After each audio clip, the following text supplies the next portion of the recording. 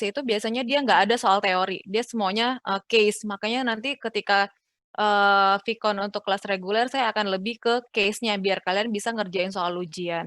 Karena saya ngajar Tekom ini udah lama banget, dari pertama kali saya ngajar udah hampir 10 tahun, nggak ada ceritanya mata kuliah Tekom itu ujiannya soalnya teori. Contohnya misalnya, apakah yang dimaksud dengan teknik kompilasi? Nggak mungkin ada pertanyaan seperti itu. Atau, apakah yang dimaksud dengan regular expression? Itu nggak ada pertanyaan seperti itu. Nggak tahu ya, nanti, untuk saat ini, ujiannya seperti apa, tapi biasanya itu nggak pernah soalnya teori, semuanya biasanya case. Nah, jadi nanti untuk teori, saya yakin kalian pintar-pintar gitu ya, jadi, kalian untuk teori bisa baca-baca sendiri di slide-nya, karena kalau kalau teori kan kalian bisa bisa baca sendiri gitu ya, atau juga kalau di kelas besar itu biasanya lebih ke teori. Nah, kalau di sesi saya, kalian lebih banyak ngerjainnya case. Karena kita juga ketemunya nggak banyak, saya udah lihat jadwal, hari ini kan kita, ada sesi Vkon ya, nanti kalian ketemu saya lagi 3 minggu ke depan. Jadi, saya takutnya saya nggak punya waktu banyak untuk ngajarin, soal-soal case ke kalian, saya takutnya kalian nggak bisa ngerjain ujian, itu yang pertama. Jadi nanti di kelas saya lebih banyak ke case. Yang kedua, setiap minggunya saya akan ngasih kalian tugas GSLC berupa case ya. Kalau yang minggu kemarin kan saya lebih teori ya, soalnya kalian, belum pernah mendapatkan, pelajaran yang tentang case-nya gitu dari dosen kemarin kan soalnya pas Vkon tentang teori, jadi saya ngasih soal GSLC-nya dalam bentuk teori. Nah, nanti mulai minggu ini sampai terakhir kalian akan saya kasih soal berupa case. Nanti akan saya ajarin dulu pada saat Vkon seperti ini, baru nanti kalian kerjain tugasnya. Nanti jika misalnya saya kasih case tapi saya nggak bisa ngajarnya mungkin karena bukan sesi Vkon, saya akan kasih, source lah atau, link YouTube untuk kalian belajar ngerjain, case tersebut gitu ya, jadi nggak usah khawatir. Nah, nanti sebelum UTS dan sebelum UAS, kalian akan saya kasih kuis. Saya biasa nyebutnya kuis besar. Jadi isinya itu adalah materi dari minggu pertama sampai minggu menjelang UTS. Jadi nanti itu sebagai bahan belajar kalian. Begitu juga nanti pas UAS. Nanti itu materi dari materi setelah UTS sampai materi menjelang UAS itu, kalian belajar UAS-nya. Oke, sampai sini. Ada yang mau ditanyain dulu? Lalu untuk, nilainya itu masih sama ya, UTS, UAS, sama, tugas mandiri. Tugas mandiri saya ngambilnya dari, eee, yang kalian kerjain di GSLC. Biasanya kalau Tekom itu saya ngasih tugasnya itu per kelompok. Tapi karena, lagi online kayak gini kan kalian juga susah ya ngerjain kelompok, jadi kalian tugasnya mandiri tapi waktunya 1 minggu gitu ya. Ada lagi yang mau ditanyain? Nanti kalau misalnya ketika saya ngajar, kan saya cuma punya waktu 1 shift ini. Biasanya saya ngajar Tekom itu 2 shift. 2 shift aja saya ngajarnya kejar-kejaran, apalagi 1 shift. Jadi pasti nanti saya cepat ngajarnya. Kalau misalnya saya kecepatan, itu kalian bisa interrupt ya. Kalian bisa langsung, "Bu, saya mau tanya," gitu. Kalau bisa, lewat ngomong aja, soalnya kalau chat saya takutnya nggak kebaca gitu ya. Ada yang mau tanya dulu sampai sini? Nggak ada?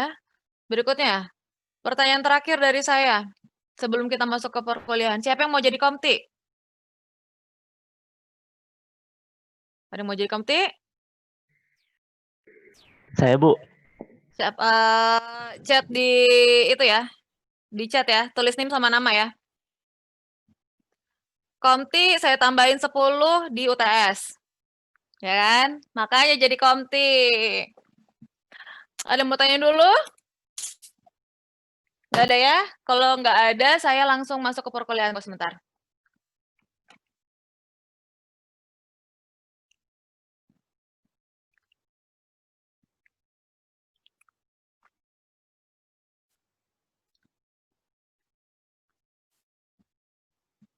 Oke, kita masuk ke perkuliahan ya. Jadi kita belajar yang namanya teknik kompilasi. Kalau kalian dengerin kemarin pas di kelas besar, jadi kompilasi itu kan toolsnya namanya compiler ya. Itu cara kerjanya mirip dengan translator. Translator berarti tugasnya adalah mentranslate. Translate itu adalah menerjemahkan dari satu bahasa ke bahasa yang lain. Kalau kalian Kalau saya ngomong translate atau translator, yang ada di kepala biasanya Google Translate, bener kan ya? Kalau Google Translate itu kan menerjemahkan dari satu bahasa ke bahasa yang lain, contoh bahasa Indonesia ke bahasa Inggris ke bahasa Perancis gitu ya. Jadi, dia menerjemahkan satu bahasa ke bahasa yang lain. Nah, kalau compiler itu juga sama, dia sama-sama menerjemahkan, tapi yang diterjemahkan adalah bahasa pemrograman, gitu ya. Nah, bahasa pemrograman itu kan, apa sih namanya, kayak kemarin yang kalian, pelajarin bisa dari, yang high level ke low level, dari high level ke high level gitu ya. Nah, tapi sebenarnya kalau, di teknik kompilasi ini, dia menerjemahkan bahasa pemrograman yang dimengerti oleh manusia ke bahasa yang dimengerti oleh mesin. Contohnya, kalau kalian, kan belajar C, C++ gitu ya, ada yang namanya do while. Do while itu bahasa apa? Bahasa Inggris kan? Bahasa Indonesia, bahasa Inggris, bahasa yang dimengerti oleh manusia. Do while, lakukan selama. Lalu ada apa lagi? Eee, if else, jika, maka, itu kan bahasa yang dimengerti oleh manusia. Nah, gimana caranya supaya bahasa yang dimengerti manusia itu dimengerti juga oleh si komputer? Nah, itu melalui proses compiler. Oke, sampai sini. Nah, kenapa kita perlu belajar teknik kompilasi? Kenapa kita perlu belajar compiler? Sebenarnya gini, kan kita lagi ngomongin komputer gitu ya. Komputer itu sebenarnya sederhana banget. Komputer itu cuma terdiri dari input, proses, sama output. Input itu adalah apa yang diberikan kepada komputer, lalu diproses di dalam sana, lalu keluar output sesuai yang diinginkan oleh si manusia. Kalau saya kasih analogi, misalnya kalian pergi ke rumah makan atau ke tempat makan bakso. Lalu kalian dikasih menu, terus kalian bilang sama si waitress-nya, "Oh, saya mau bakso urat," misalnya gitu ya, atau bakso campur. Itu adalah inputan, saya ingin bakso campur. Kemudian, sama waitress-nya dikasih inputannya ke dapur, lalu diproses, itu adalah proses compiler-nya. Compile-nya tuh di sana. Nah, habis itu setelah di-compile keluarlah hasil output-nya, si bakso itu yang di dalam mangkok disajikan kepada kalian itu adalah output. Nah, kenapa kita perlu belajar proses yang ada di dapurnya itu, si compiler-nya itu, pas saat di-compile, supaya kita tahu output yang dihasilkan ke kita, yang diberikan ke kita itu udah bener atau belum. Bener nggak nih baksonya? Cara masaknya bener nggak nih? Bener nggak baksonya ini dari daging sapi atau ternyata dia dari daging tikus misalnya, yang kayak gitu-gitu ya. Jadi kita harus tahu nih, proses di belakangnya itu udah bener atau salah biar nanti output-nya kita bisa yakin, "Oh, ini udah bener," gitu loh. Ya, jadi nanti ke depannya ketika kalian ingin bekerja, ingin menjadi, programmer gitu, itu kalian, akan lebih dimudahkan jika kalian mengerti si, teknik kompilasi ini. Lalu berikutnya, eee kan kalau teknik kompilasi itu sebenarnya all about, translate gitu ya, menerjemahkan dari suatu bahasa pemrograman ke bahasa pemrograman yang lain. Nah, sekarang pertanyaan saya adalah, ketika gini, kan kalau misalnya kita ingin menerjemahkan suatu bahasa, otomatis kita harus tahu dulu bahasanya seperti apa, gitu ya. Nah, yang mau saya tanyain ke kalian, jika kalian ingin menerjemahkan suatu kata, itu apa yang pertama kali kalian lakukan? Ayo, ada yang bisa jawab?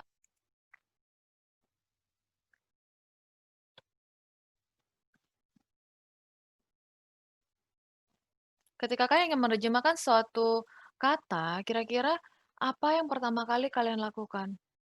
Ayo, contoh ya, misalnya nih, saya mau translate, misalnya di sini, mau translate, kata taruh taruh taruh taruh taruh taruh taruh, misalnya ini aja deh, book, aduh taruh sorry ini gimana ya?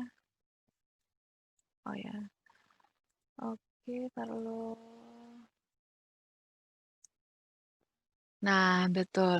Sebelum kita mentranslate suatu bahasa, kita harus baca dulu, ya kan? Kita baca dulu, oh itu book, baru kita bisa translate. Book itu bahasa Indonesia berarti buku. Jadi pertama kan kita harus lakukan adalah baca dulu. Oke, sampai sini ya. Kita harus baca dulu. Nah, terus ketika kita baca, kita harus ngecek dulu, bener nggak nih, tulisannya, katanya bener nggak soalnya gini, kan kita ngomongin bahasa ya, sebenarnya kalau kalian pengen belajar teknik kompilasi, itu ada satu mata kuliah lagi sebelumnya namanya teori bahasa otomata. Bahasa otomata kita harus belajar dulu bahasanya. Jadi sama kayak kalau kayak kita belajar bahasa Inggris, belajar bahasa Indonesia, kita belajar dulu, belajar kata, belajar kalimat, belajar simbol-simbolnya ada apa aja, terus belajar grammar, gitu-gitu ya sama nih.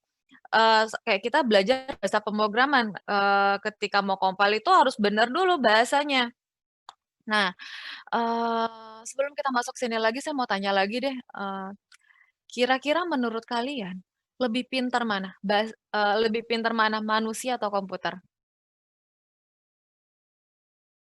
Siapa yang bisa jawab? Siapa yang lebih pintar, manusia atau komputer? Manusia, Bu. Manusia, kenapa?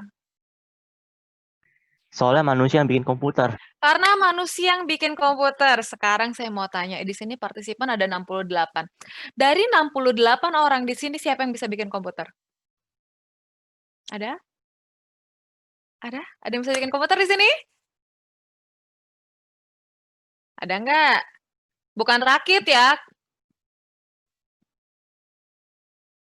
Ada nggak? Bukan, kalau rakit, bukan rakit ah. Emosi lah gue lama-lama. Ini loh bikin komponen-komponen dalamnya gitu loh. Ada yang bisa? Saya yakin ya, seandainya di dunia ini ada 200 juta orang misalnya, belum tentu ada 1 juta orang yang bisa bikin komputer. Gitu ya. Maksudnya kalau kan kalau misalnya dibilang manusia itu lebih pintar daripada komputer, berarti kan kita pukul rata, berarti semua manusia itu lebih pintar daripada komputer. Ya kan?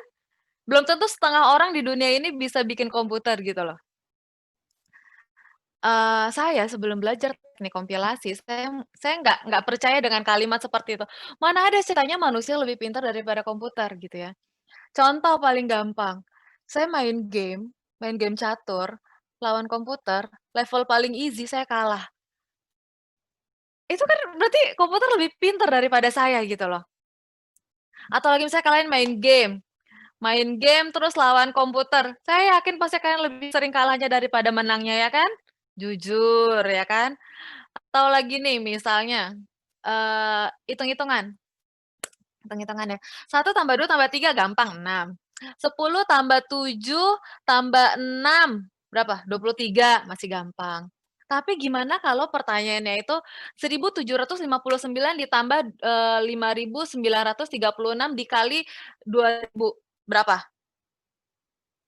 Itu masih sedikit ya. Gimana kalau nanti hitung-hitungannya tuh banyak banget gitu ya, eee, jumlah karakternya juga panjang. Mungkin kalian masih bisa ngerjain tapi takes time. Akan lebih mudah jika kalian taruh, copy paste, taruh di Excel, di-drag, keluar hasilnya gitu loh. Segampang itu gitu, hitungan detik itu udah selesai semua. Beda sama kalian harus hitung sendiri. Terus gimana caranya, eee, bisa dibilang manusia itu lebih pintar daripada komputer? Ayo ada yang bisa jawab kenapa? Bisa dibuat lebih pintar tergantung fungsi unless komputer apa sih maksudnya? Bisa dibuat lebih pintar tergantung fungsi. Unless komputer multifungsi. Nggak ngerti ah, maksudnya apa? Ayo coba jelasin. Kalau manusia bisa mengeksekusi suatu proses, Bu. Kalau komputer masih program dulu buat mengeksekusinya, Bu. Jadi gini, sebenarnya sederhananya, eee, komputer itu tidak bisa manusia itu bisa melampaui batasan-batasan yang tidak bisa dilewati oleh si komputer. Sederhananya aja, gampangnya doang. Misalnya tadi siapa yang jawab nih, si Dimas. Mana Dimas tadi? Ada? Coba Dimas. Saya mau tulis nih ya, contoh.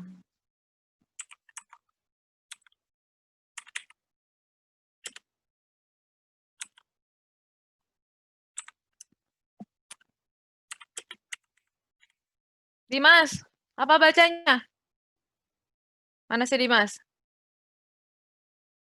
Dimas? Pergi dia. Wah, bilangin yang kenal sama Dimas, nggak gua absen. Dimas siapa ya, Bu? Itu Dimas Widya Bakti. Oh, iya, Bu. Apa bacanya?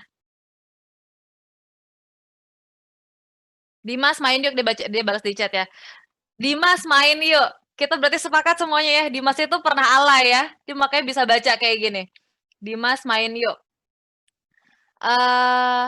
Kalau komputer nggak bisa baca kayak gini. Komputer itu bacanya D1M45 MA tanda seru N yuk gitu ya. Buat dia satu ya satu gitu. Kalau kita bisa tahu oh satu ini maksudnya konteks di kalimat ini adalah I gitu loh. Yang batasan-batasan seperti itu yang dimaksud. Kenapa bisa dibilang manusia itu lebih pintar daripada komputer. Lagi contohnya siapa lagi nih ya? Michael yang NIM-nya belakangnya 1586.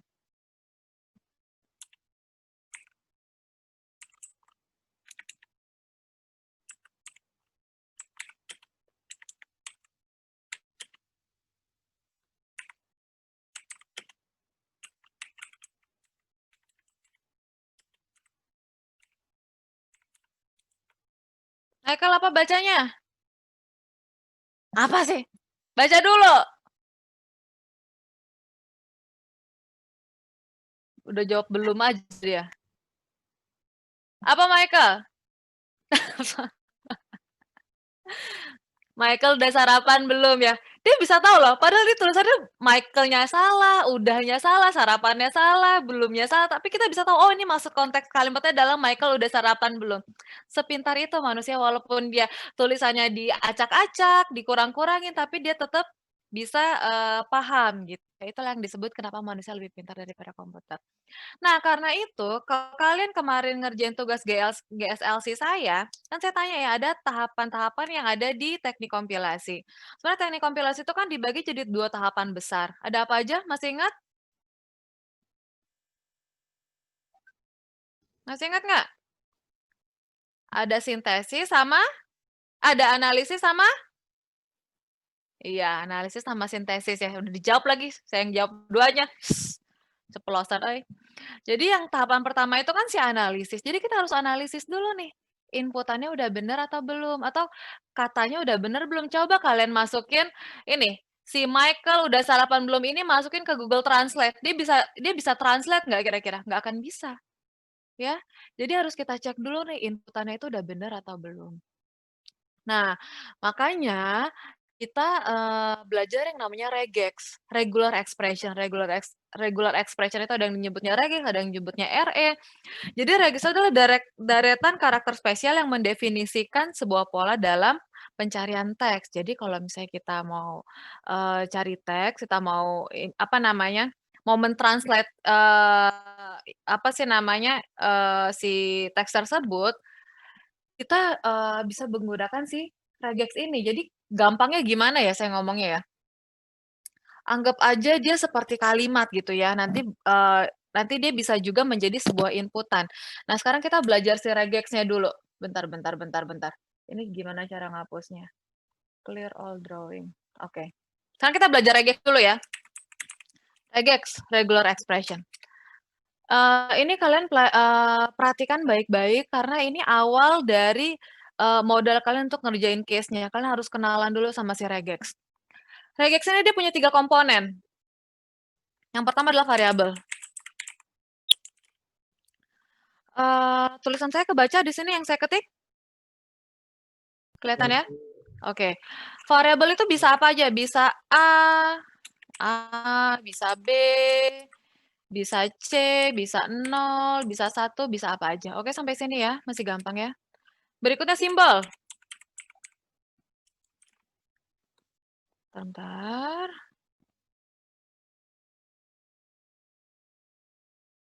Oke, berikutnya simbol. Simbol itu, nah kalau di regex, simbol itu cuma ada 2. Yang pertama adalah si garis lurus, itu biasanya kita sebut dengan nama OR. OR itu sifatnya adalah pilihan. Pilihan itu maksudnya kayak gimana? Pilihan itu adalah kalian cuma boleh ambil salah satu. Jadi misalnya saya punya variabel A, Atau OR ya, OR B, saya punya inputan A, OR B. Nanti kira-kira dia bisa menghasilkan output-nya apa menurut kalian? Kalau dia OR, OR itu kan tadi pilihan ya, cuma bisa pilih salah satu. Berarti nanti output-nya kalau nggak A, ya B. Ada yang mau ditanyain dulu sampai sini? Paham ya? Lagi, berikutnya. Simbolnya selain OR itu dia juga ada titik. Titik itu adalah N. Nah, N itu dia kebalikan dari simbol. Kalau di simbol, dia kebalikan dari OR. Kalau OR itu pilihan, kalau N itu adalah ambil semua. Atau bahasa kerennya, dia itu konkatenasi. Maksudnya gimana? Misalnya saya punya variabel A, N, B. A, N, B. Itu inputannya. Kira-kira dia bisa menghasilkan output apa kalau ambil semuanya? AB ya. Paham sampai sini? Kalau A or B pilih salah satu. Kalau nggak, outputnya kalau nggak A, ya B. Tapi kalau N, dia punya inputannya A sama B, dia ambil semua, berarti AB. Nah, konkatenasi itu adalah jika dia punya inputan yang menghasilkan suatu output, maka outputnya itu akan berbeda dari inputannya. Saya ulang. Konkatenasi itu adalah jika ada inputan yang menghasilkan suatu output, maka outputnya itu akan berbeda dari inputannya. Sekarang kita bandingin sama si OR. Variabel inputan kita ada apa? Ada A sama ada B. Outputnya kalau nggak A, ya B. A itu sama nggak kayak inputannya A? Sama. Output B sama nggak kayak inputan B? Sama. Sekarang kita bandingin sama si N. Dia punya inputan A sama inputan B. Dia bisa menghasilkan output AB. AB itu satu kesatuan. Nah, pertanyaan saya adalah, AB itu sama nggak kayak A? Beda ya. Yang satu A, satu AB. Berikutnya, AB itu sama nggak kayak B? Beda. AB sama AB itu beda. Jadi konkatenasi itu adalah menghasilkan output yang berbeda dari inputnya. Ada yang mau ditanya dulu sampai sini? Nggak ada ya? Masih gampang ya? Lagi, berikutnya. Closure. Closure. Closure di regex itu ada 3 jenis. Misalnya kita punya variabel A, ya. Yang pertama adalah closure bintang. Berikutnya adalah closure plus. Plusnya itu pangkat ya. Ini karena saya pakai whiteboard yang di ini nggak bisa pangkat. Jadi itu maksudnya adalah pangkat.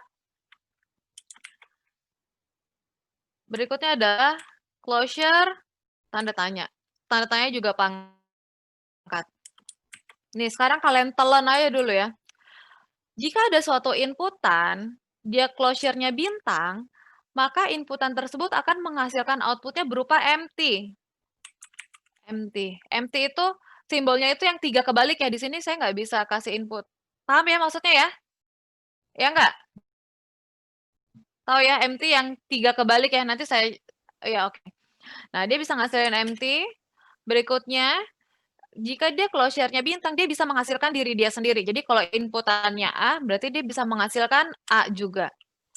Selain itu, jika closure-nya bintang, selain dia bisa menghasilkan empty, bisa menghasilkan diri dia sendiri, dia juga bisa looping berkali-kali. Jadi dia bisa AA, bisa AAA, bisa A, terus saya capek. Oke, sampai sini? Berikutnya, A closure plus. Bedanya A closure plus dengan A closure bintang, A closure plus itu nggak bisa menghasilkan empty. Jadi dia cuma bisa menghasilkan diri dia sendiri, berarti A, dan dia juga bisa empty. Dan dia juga bisa looping berkali-kali, berarti bisa AA, dan AA terus sampai capek. Ada yang mau tanya dulu sampai sini? Bisa bedain ya antara yang closure bintang sama closure plus ya. Berikutnya, closure tanda tanya. Sama seperti closure bintang, dia bisa ngasilin empty, dia bisa juga ngasilin diri dia sendiri, tapi dia nggak bisa looping. Nah, sampai sini ada yang mau ditanyain dulu? Bisa bedain ya antara closure bintang plus sama tanda tanya? Ada yang mau tanyain dulu sampai sini? Nggak ada? Paham ya? Oke, siap. Ini kalian speaker-nya pada mati apa gimana sih? Oke ya, ini saya jadiin catatan. Entar dulu, format saya kecilin dulu tulisannya. Kebaca nggak? Kecilan ya? Oke, segini aja dulu. Nanti saya banyak yang mau saya catat lagi yang lain.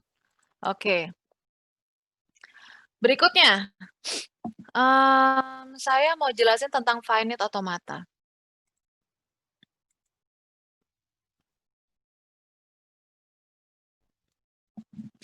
Aduh, ya Allah.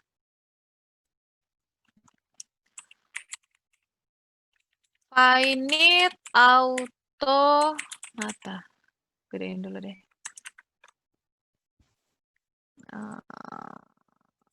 Oke ya. Saya mau jelasin tentang finite automata. Jadi finite automata adalah mesin otomatis yang digunakan untuk ngecek nih inputan kita udah benar atau belum. Kalau di sini berarti inputannya si regex itu. Jadi kita mesti ngecek dulu regexnya itu udah benar atau belum. Nah, diceknya itu dengan menggunakan finite automata. Nah, finite automata ini dibagi jadi 2 jenis.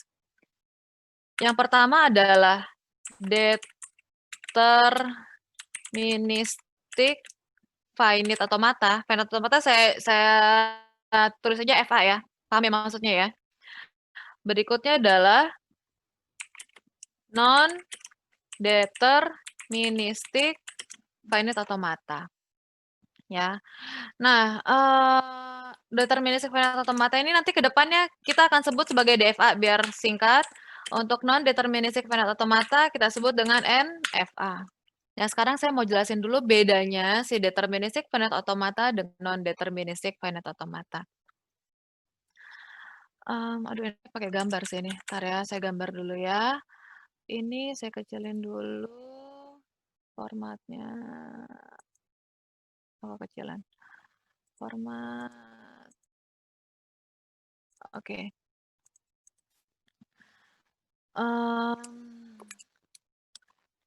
Ini saya coba gambar. Saya gambar pakai Wacom ya, jadi saya agak kurang bagus ya, karena saya baru coba nih pakai ini. Misalnya ya, saya punya tabel di sini. Oh gini, saya jelasin dulu, sorry. Gimana jelasinnya ya?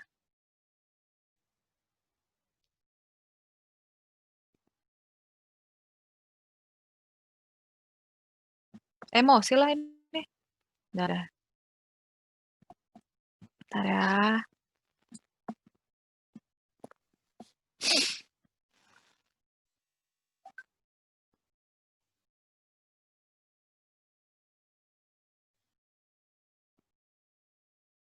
Masya Allah, Hirobbil Alamin.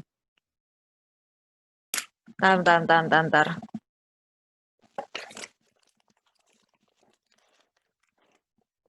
Ya. Ada lagi. Bentar.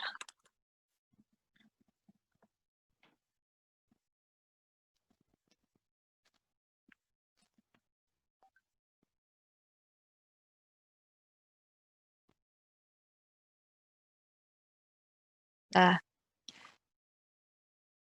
Oke. Jadi finite automata itu, dia itu terdiri dari beberapa state. Nah, dari state-state tersebut bisa berpindah-pindah dengan menggunakan inputan. Nah, state-nya itu dia berupa lingkaran seperti, aduh susah banget nih pakai ini. Bentar ya.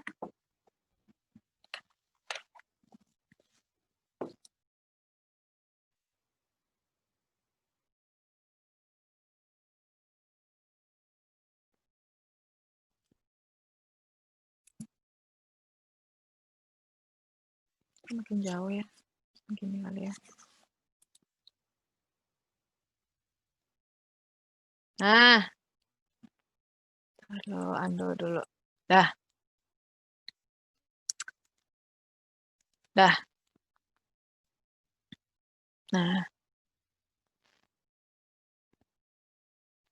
Nah, jadi finite automata itu selalu dimulai dari yang namanya start state. Start ya, selalu dimulai dari start. Start state tadi yang saya bilang, state itu dia bentuknya lingkaran. Nah, state itu ada 2 jenis. Ada state biasa, ada final state. Misalnya di sini saya punya 3 state. Ini saya sebutnya state 1, ini state 2, ini state 3. Oke, sampai sini ya. Nah, start state itu biasanya start state itu selalu dimulai dari panah terus ada tulisannya start seperti ini ya. Terus, di sini ada S1, S2, S3, state 1, state 2, state 3. State 1 dikasih inputan A, dia ke state 2, misalnya ya. Terus misalnya dia juga bisa looping ke dari dia sendiri, misalnya state 1 dikasih inputan B, dia ke state 1. Lagi, state 2 dikasih inputan A, misalnya dia balik ke S1. State 2 dikasih inputan B, dia ke state 3. Nah, ternyata state 3 adalah final state. Jadi final state itu dia biasa digambarnya lingkarannya 2. Nah, jadi finite automata itu terdiri dari start state dimulai dari start state dan diakhiri dengan final state. Final state itu biasanya lingkarannya 2. Ada yang mau ditanyain dulu sampai sini?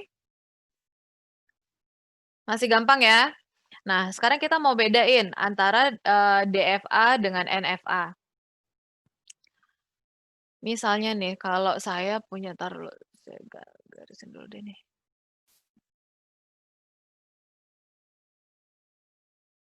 Oke. Aduh, ini saya taruh di sini aja deh.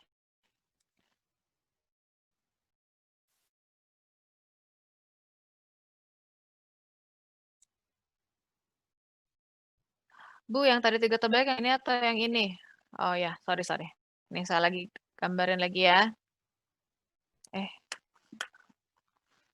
Aduh, menguras emosi, Ya. MT itu yang gini ya. Yang kayak gini ya. Oke ya, kita sepakat ya. MT itu yang ini. MT itu yang ini. Oke. Berikutnya, tadi saya lagi mau ngomongin DFA. Jadi misalnya saya punya tabel DFA. Di sini saya punya state 0. Sebenarnya tergantung sih, ada yang bilang mulai state 0, state 1 sama aja sebenarnya. Tapi saya nyebutnya state 1 aja.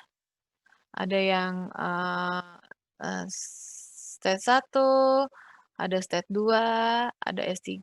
Nah, biasanya kalau start state itu dikasih panah depannya buat nandain, oh ini adalah start state-nya. Tapi seandainya nggak ada panah, kita bisa tahu dengan gampang yang namanya start state itu biasanya paling atas ya kalau di tabel. Ada state 1, state 2, sama state 3. Terus di sini final state-nya adalah state 3. Nah, final state itu bisa lebih dari satu. Misalnya saya mau bikin S2-nya juga final state itu juga nggak masalah. Jadi final state itu bisa lebih dari satu. Nah, di sini ada inputan A, ini ada inputan B. Inputan itu yang nanti ada di panah-panah ini ya. Nah, misalnya saya kasih state 1 dikasih inputan A, misalnya ke state 1. State 1 dikasih inputan B ke state 2. State 2 dikasih inputan A, misalnya dia ke state 2, dikasih inputan B, dia ke state 3. State 3 dikasih inputan A, misalnya dia ke state 1, dikasih inputan B, dia ke state 3, misalnya doang ya. Nah, kalau kalian lihat seperti ini adalah deterministic finite automata. Kenapa kalian bisa menentukan ini adalah DFA? Karena DFA itu artinya adalah jika deterministik ya, jadi dia udah pasti jika dikasih suatu inputan maka dia akan menuju tepat satu state yang berikutnya. Saya ulang. Jadi deterministic finite automata adalah jika ada satu state dikasih sebuah inputan maka dia akan menuju ke tepat satu state yang lainnya. Bingung nggak sih sama bahasa saya? Saya ulang lagi ya. Deterministic finite automata adalah jika ada suatu state dikasih inputan maka dia akan menuju satu state yang pasti gitu ya. Jadi contohnya nih kalau kalian lihat ini kan state 1. Dikasih inputan A dia ke state 1, pasti ke state 1. Dikasih inputan B pasti dia ke state 2. Oke, sampai sini. Kalau kita gambarkan dia itu seperti ini. Selalu dimulai dari start. Start berarti kita di sini punya S1. Di sini kita punya S2. S2 karena dia final state itu biasanya dikasih tanda bintang. Berarti dia lingkarannya 2. Terus di sini juga ada state 3 karena dia final state, dia juga lingkarannya 2. State 1 S1 dikasih inputan A dia ke S1 berarti dia looping. S1 dikasih inputan B dia ke S2. S2 dikasih inputan A dia ke S2. Dikasih inputan B dia ke S3. State 3 dikasih inputan A dia ke state 1, dikasih inputan B ke state 3. Jadi jika dia dikasih suatu inputan maka dia akan menuju state yang pasti. Nah, sekarang kita bandingin sama si NFA nih, si non deterministik, berarti dia nggak pasti. Jadi contohnya di sini saya punya state 1, state 2-nya closure bintang, soal bintang, sorry. State 2-nya dibintangin, state 3-nya juga dibintangin, berarti tandanya adalah final state. Dari tadi saya belum, ini di-record kan ya? Record nggak sih nih? Record, Bu. Record ya? Oke. Lupa. Buat nanti. Oke, jadi biar nanti bisa kalian buat pelajarin lagi. Di sini saya punya inputannya A, terus ada inputan B. State 1 misalnya, state 1 dikasih inputan A, dia misalnya ke state 1. Dikasih inputan B, dia ke state 2. State 2 dikasih inputan A, misalnya dia ke S1. Dikasih inputan B, dia bisa ke S2, bisa ke S3. Lagi, state 3 dikasih inputan A, misalnya ke state 1, dikasih inputan B ke S3. Nah, jika di sini kalian lihat yang namanya non deterministik berarti jika ada satu state dikasih inputan, maka dia nggak menuju ke satu state yang pas, itu disebut non deterministik. Kalau kalian lihat nih, di sini ada S1 dikasih inputan A pasti ke S1. S1 dikasih inputan B pasti ke S2. Kalau lihat S2-nya, dikasih inputan A, dia pasti ke S1. Tapi dikasih inputan B, dia bisa ke S2, bisa ke S3. Berarti dia nggak pasti loh. Dia bisa bercabang, bisa ke S2, bisa ke S3. Berarti itu yang namanya non deterministik. Oke, sampai sini. Nah, berikutnya state 3 dikasih inputan A ke S1, dikasih inputan B ke S3. Jadi misalnya nih kalian punya banyak state, anggap ada 20 state. Ada satu aja state yang jika dikasih inputan dia bisa bercabang, nggak menuju ke satu state yang pasti, itu disebut dengan NFA. Paham sampai sini? Masih gampang ya? Masih gampang banget ini ya. Nah, gambarinnya gimana? Gambarinnya sama. Dimulai dari start. Di sini kita punya S0. Kok S0, Masya Allah. S1 ya, males yang ngapus-ngapus lagi. S2 final state, S3 final state. S1 dikasih inputan A ke S1, dikasih inputan B ke S2, S2 dikasih inputan A ke S1. Nah, dikasih inputan B, dia bisa ke S2, bisa ke S3. S3 juga kayak gitu, dikasih inputan A ke S1, dikasih inputan B ke S3. Ada yang mau tanya dulu sampai sini perbedaan antara DFA dengan NFA? Paham ya? Nah, kalau kita lihat dari sini, jika kita bandingkan NFA sama DFA-nya, nah kita bisa lihat nih, jadi gini, teknik kompilasi itu ilmu pasti. Ilmu pasti itu maksudnya adalah, eee, misalnya ya, saya punya jawaban A, jawaban kalian juga harus A. Ini, kita bukan ngomongin logik ya, beda sama bahasa pemrograman. Kalau bahasa pemrograman itu kan logiknya bisa beda-beda. Misalnya kalau saya bikin, eee misalnya saya pengen bikin output-nya persegi 4. Bisa aja, codingan kalian itu 10 baris, codingan saya cuma 3 baris misalnya. Kan soalnya logik kita beda-beda. Nah, tapi kita lagi ngomongin struktur di sini. Jadi pasti, ilmu pasti contoh gini, kalau kalian ngoding, terus kurang titik koma 1 aja, pas di-compile error nggak? Error ya, nggak sukses ya. Jadi yang kayak gitu loh, kita ngomongin, struktur di sini, jadi semuanya itu harus pasti. Bentar dulu. Oke.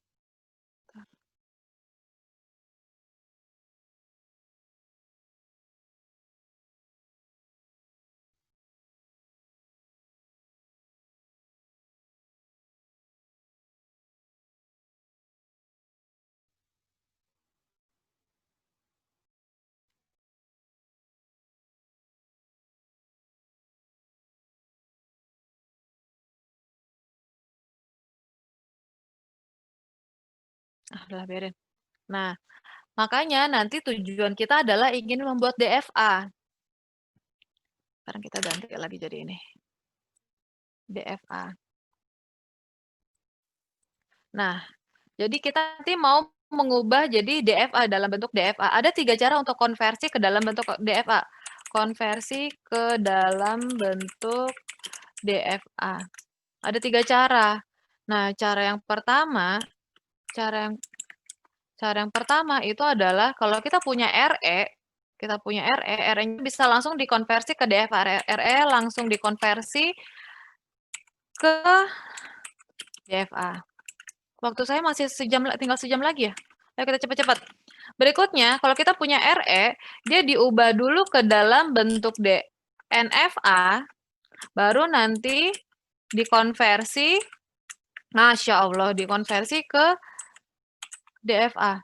Atau cara yang ketiga, itu kalau kita punya RE, itu dikonversi dulu ke dalam bentuk MT-NFA, pakai MT yang itu ya, yang kayak 3 kebalik itu ya, MT-NFA, terus nanti baru dikonversi ke dalam bentuk DFA. Nah, 10 tahun saya ngajar Tekom, yang poin pertama RE langsung ke DFA itu pasti keluar di ujian ya. Jadi kalian harus pelajari baik-baik. Berikutnya NFA ke DFA itu jarang biasanya, tapi nanti akan tetap kita pelajari. Nah, untuk MT, NFA, dan DFA itu 50-50, kadang keluar, kadang enggak. Tapi nanti akan kalian pelajari semuanya. Nah, untuk hari ini target saya adalah yang RE langsung ke DFA kalian bisa ngerjain semuanya ya. Soalnya nanti materi GSLC tentang RE langsung ke DFA. Jadi kalian perhatikan baik-baik.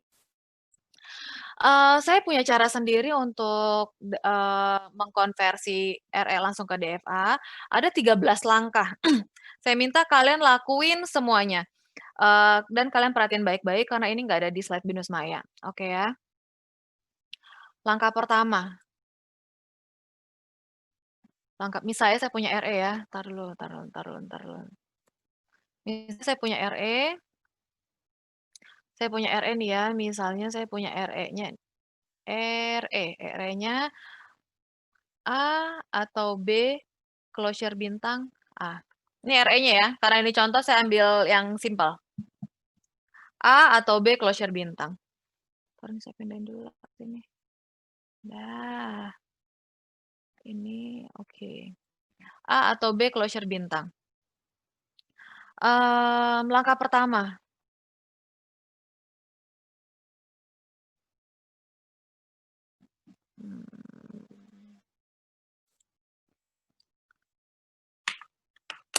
Langkah pertama.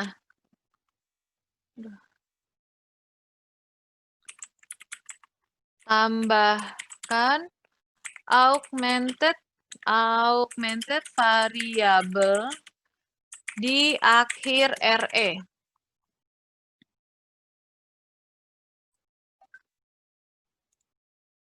Ya, tambahkan augmented variable di akhir RE. Augmented variable itu dia bentuknya adalah class. Jadi augmented variable di RE ini fungsinya sama seperti titik pada kalimat dia untuk mengakhiri RE-nya. Jadi kalau misalnya kalian mau ngebaca inputannya, class-nya ini untuk penanda, oh ini udah selesai, udah bacanya sampai sini aja gitu ya. Nah, gampang ya, tinggal kalian tambahin nih di RE yang kalian punya. Jadi nanti kan soalnya seperti ini, kalian tambahin crash di akhirnya. Paham sampai sini? Gampang ya, cuma tanggal tambahin crash doang di belakangnya. Berikutnya, yang kedua.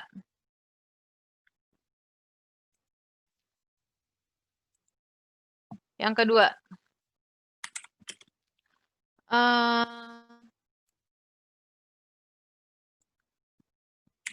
Kasih nomor pada setiap variabel di RE. Kalau kalian lihat di RE ini ada variabelnya apa aja? Ayo. Variabel ada apa aja? Ada A, ada B, Ada A, sama jangan lupa ini ada crash. Crash itu kan augmented variable. Augmented itu tambahan, berarti variabel tambahan. Jadi kita di sini punya 4 variabel, ada A, B, A, sama crash. Nah, masing-masing variabel ini kalian kasih nomor. Kalian kasih nomor. Berarti A itu 1, B itu 2, A itu 3, crash itu 4. Sampai sini ada yang mau ditanyain dulu? Masih gampang ya? Contoh, misalnya nih saya punya AB atau CDE, FG, crash. Ada berapa nomor di sini?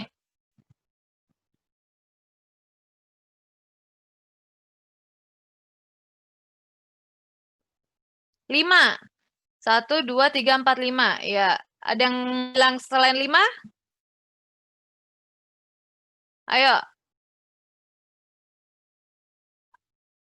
Selain 5 ada yang 8. Ada lagi 4. Ayo, 5, 8, atau 4?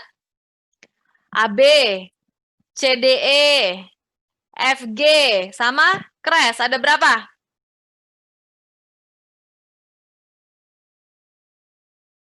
3. Ini si Riko tadi bilang 5, terus bilang 3. Jawaban yang benar adalah berapa? 8. Ya, 8 jawabannya ya. Jadi kalian kan saya bilang kasih nomor pada setiap variabel. Variabel A itu 1, B 2, C 3, D 4, E 5, F 6, G 7, crash 8. Jadi dia bukan satu kesatuan. Oke sampai sini? Ya. Jadi dia per variabel, per karakter. Oke ya. Jadi kalau saya punya 1 0, 1 1 1, 0 1 1, ini berarti 1 2 3 4 5 6 7 8. Oke sampai sini? Ada yang mau tanyain dulu? Ingat ya, ketika kalian ingin kasih nomor di RE-nya kasih nomornya per variabel. Oke ya. Berikutnya, ini saya hapus dulu ya. Ini paham ya? Ini saya hapus ya.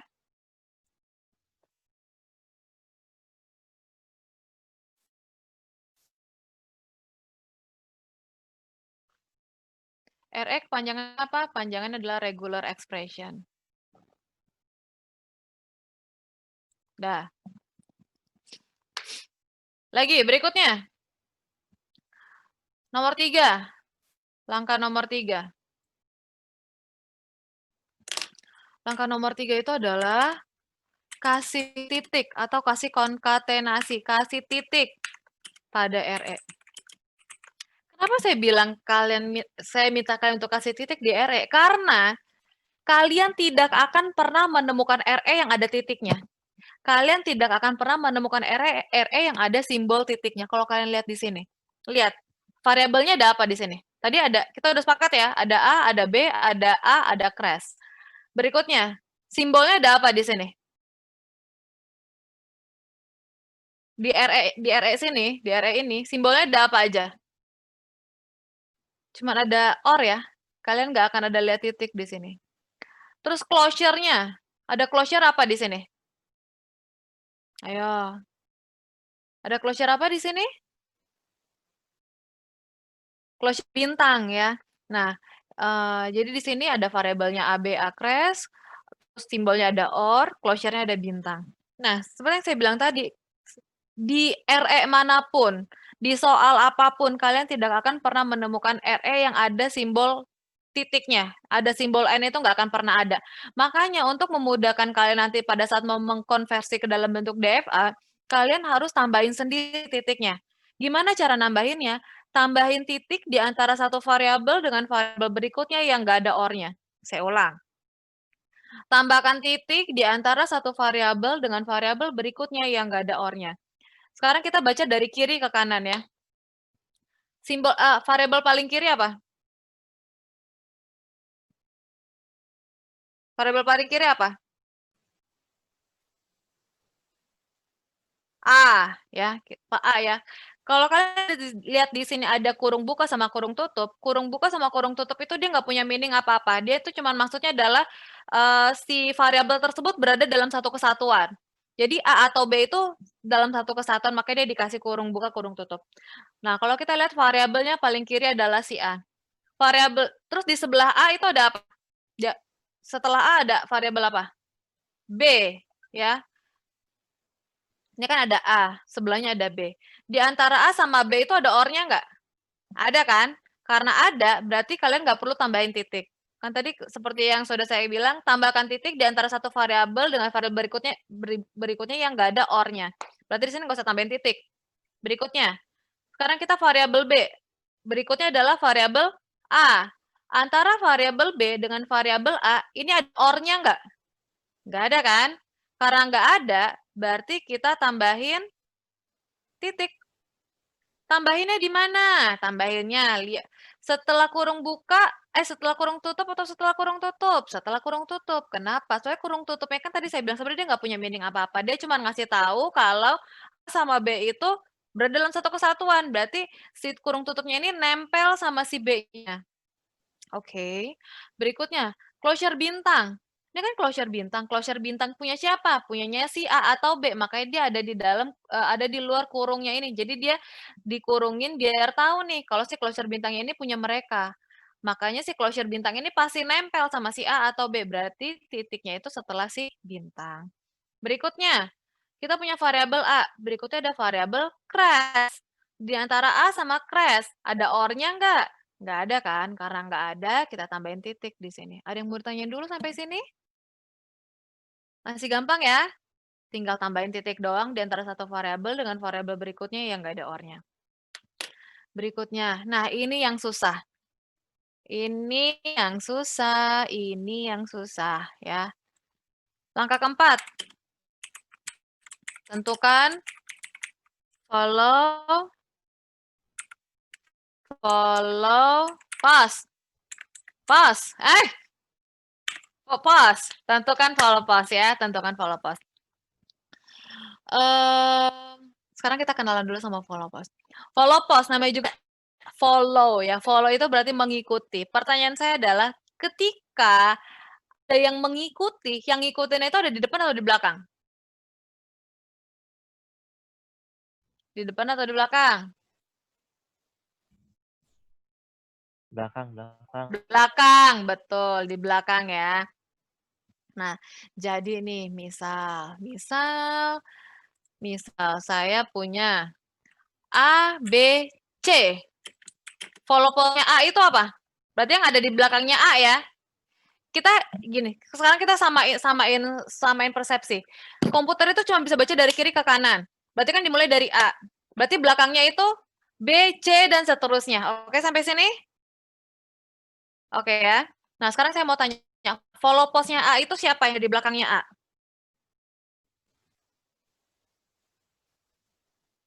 B.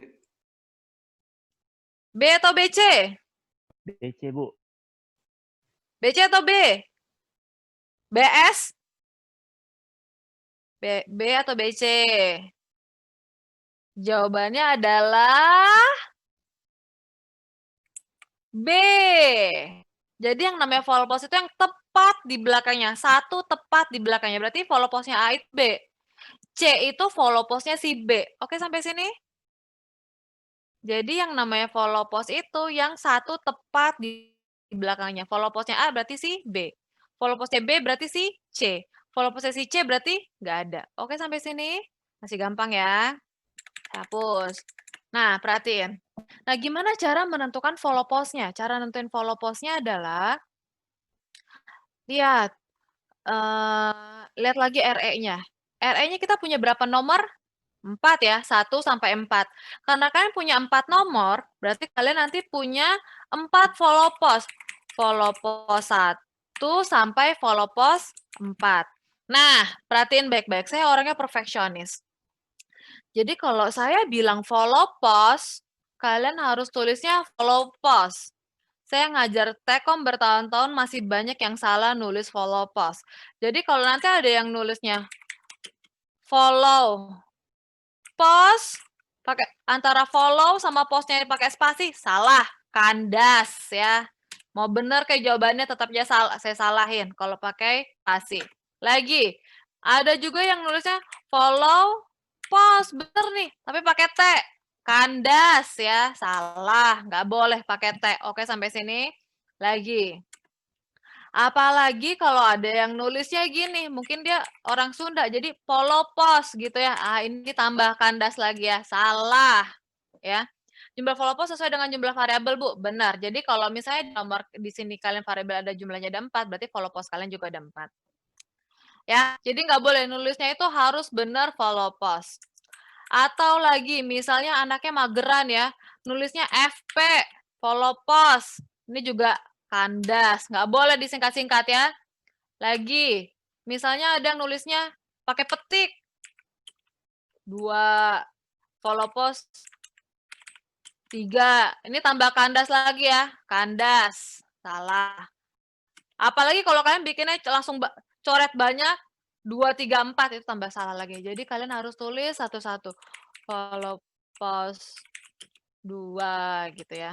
Nah, tapi kalau saya kan dosen kan bebas ya. Kalau saya boleh nulis FP 3. Tapi biar gampang gini aja deh. Biar cakep. 3, 4. Oke ya? Sampai sini ada yang mau tanyain dulu? Jadi kalau variabelnya ada 4, follow post-nya juga ada 4. Nah, sekarang gimana cara ngerjainnya? Nah, ini agak tricky sedikit. Kalau kita mau cari follow post 1, oke. Kalau kita mau cari follow post 1, bayangkan kalian itu sudah berada di posisi 1, berarti dia ada di variabel A. Oke, sampai sini? Nah, kalau kalian lihat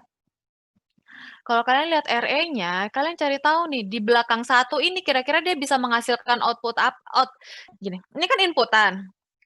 Nanti dia bisa menghasilkan output seperti apa. Nah, yang kalian lihat follow di belakang itu adalah hasil outputnya, bukan dari inputannya. Jadi nanti outputnya kira-kira di belakang A itu bisa ada apa aja. Oke, sampai sini? Karena kita mau cari follow post 1, berarti posisikan kita sudah ada di posisi 1. Berarti kita sekarang udah punya variabel A. Nah, kita pengen tahu di belakang A ini kira-kira bakalan ada variabel apa lagi ya. Nah, kita lihat. Variabel 1, ini kita lihat di sini ya. Kan di sini A, belakangnya adalah OR B, A atau B. Kan tadi kita udah sepakat, yang namanya OR itu adalah pilihan, jadi pilih salah satu. Kalau kita udah pilih A, boleh pilih B nggak? Boleh nggak? Nggak boleh ya? Nggak boleh, karena kita udah pilih A, ini kan pilihan A atau B. Kalau udah A, berarti kita nggak boleh pilih B. Tapi kita nggak boleh menyerah sampai situ aja. Jadi kita cek lagi ke belakangnya. Oh, ke belakangnya ini ketemu closure bintang. Closure bintang itu tadi kan bisa menghasilkan empty, bisa menghasilkan diri dia sendiri, dan dia bisa looping. Oke, sampai sini? Nah, sekarang kita lihat closure bintang itu ternyata dia bisa menghasilkan diri dia sendiri. Closure bintang berarti dia bisa menghasilkan diri dia sendiri. Oke, sampai sini? Nah, karena dia bisa menghasilkan diri sendiri, berarti kita lihat lagi ke belakangnya. Oh, kita ketemu si A yang ada di posisi 3. Berarti A yang ada di posisi 3. Berarti follow post 1 adalah 3. Oke, sampai sini? Nah, sekarang kita lihat lagi.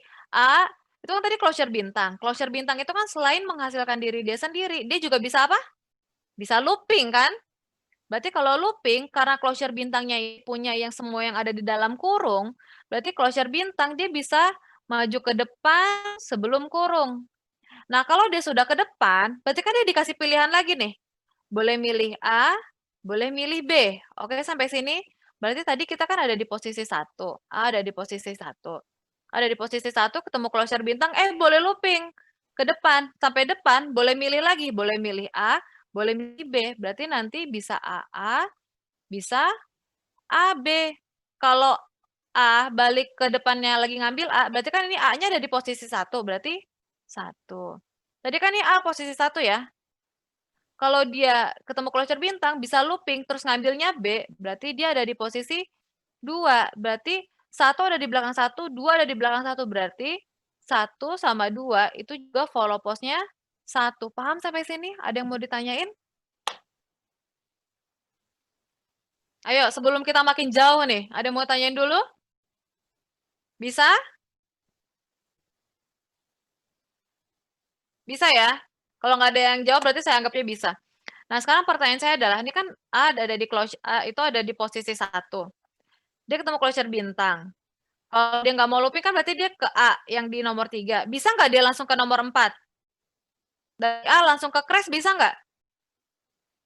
Nggak Bisa. bisa ya? Nggak bisa. Soalnya dia harus lewatin si A yang ada di posisi 3. Berarti follow post 1 itu cuma ada 1, 2, 3. Nanti kalian mau sorting juga boleh. Urutan nggak masalah sih. Mau kalian tulis 1, 2, 3 boleh, 2, 1, 3, 3, 1, 2 itu bebas. Ada yang mau tanya dulu sampai sini? Masih gampang ya? Lagi berikutnya, sekarang kita masuk ke follow post 2. Follow post 2 berarti posisi kan kita ada di posisi si B. B itu ada di posisi 2. B itu closure bintang. Yang 3 dapat karena closure-nya dijadikan empty. Enggak, yang 3 itu dapat karena karena dia bisa menghasilkan diri dia sendiri. Kan kita ada di posisi kan A closure bintang. Nah, itu kan bisa diri dia sendiri kan, berarti dia ngambilnya si A. Dia diri sendiri dia nggak looping, berarti dia bisa ke belakangnya si 3. Oke ya? Lagi berikutnya, B itu kan ada di posisi 2, karena dia bisa menghasilkan diri dia sendiri, berarti bisa ngambil jadi si B, dia nggak mau looping, berarti dia ke belakang, ngambil si A, dia ada di posisi 3, berarti follow 2 adalah 3. Lihat, B closure bintang itu bisa looping lagi ke depan.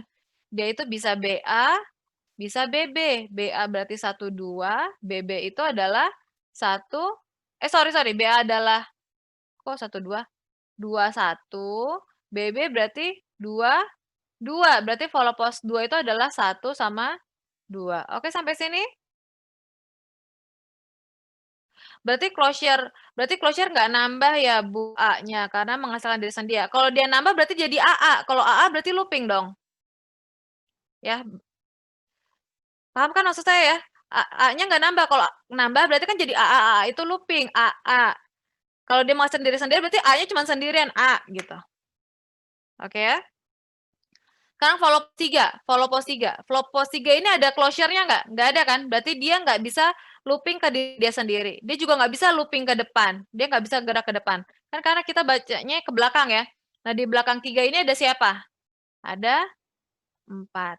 Di belakang 4 ada siapa nggak? Ada variabel lagi nggak di belakangnya? Nggak ada kan? Berarti dia nggak ada. Oke, sampai sini ada yang mau ditanyain dulu? Oh, jadi follow post itu menjabarkan yang memungkinkan jadi next output-nya. Betul, pintar. Saya kasih contoh yang lain ya. Saya kasih contoh yang lain. Eee,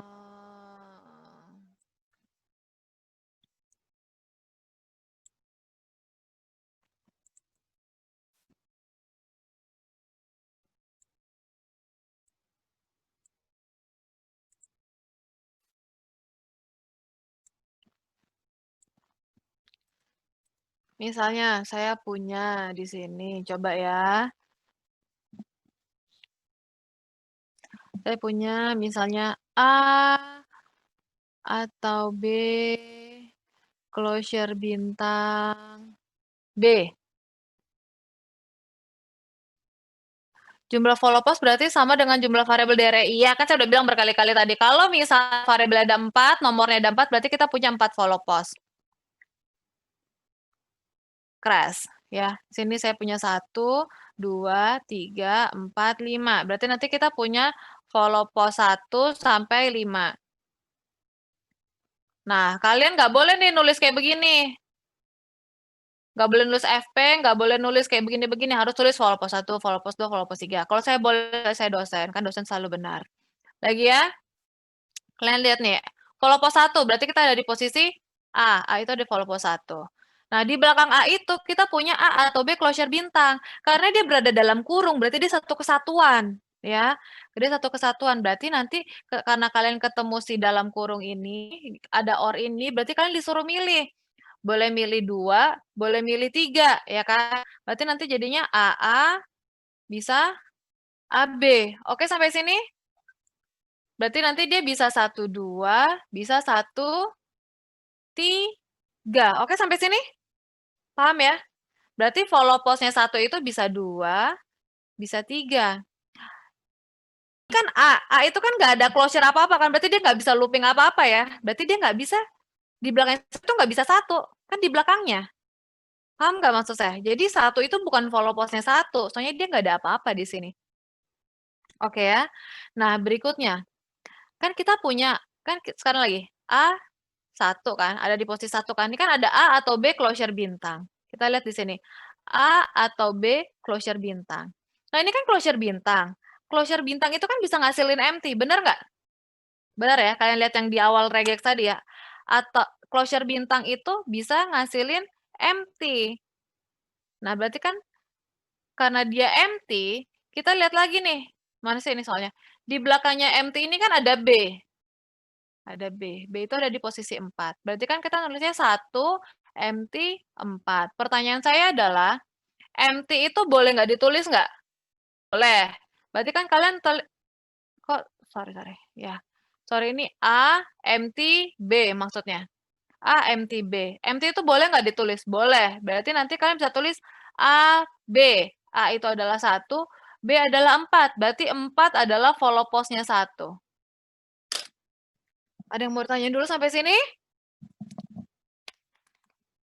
Ada? Urutan isi follow post-nya berpengaruh, tidak boleh, tidak contoh pertama follow post 1, boleh, kan tadi saya udah bilang. Urutan nggak masalah, kalian mau tulis 1, 2, 3, 3, 2, 1, 2, 1, 3 itu nggak masalah. Oke, ada yang mau tanya dulu sampai sini? Untuk follow post 1, yang contoh kedua, yang ini yang 2, 3, 4. Paham semua? Kalau paham saya lanjutin. Aduh, sorry.